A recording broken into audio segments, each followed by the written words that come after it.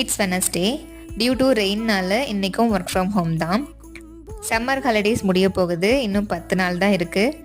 ரியானுக்கு school change பண்ணியாச்சு. So இன்னும் books uniform எதுவும் வாங்கலையா.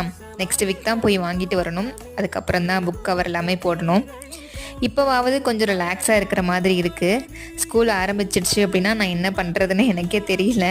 ஸோ இப்போ இருந்தே என்னை ப்ரிப்பேர் பண்ணிகிட்ருக்கேன். லைக் நேரமாக எழுந்திரிக்கிறது, கொஞ்சம் வீக்லி மெனுலாம் ரெடி பண்ணி வைக்கிறது. இந்த மாதிரி வீக்லி மெனு ரெடி பண்ணால் மட்டும் போதாது, அதை கரெக்டாக ஃபாலோ பண்ணணும்.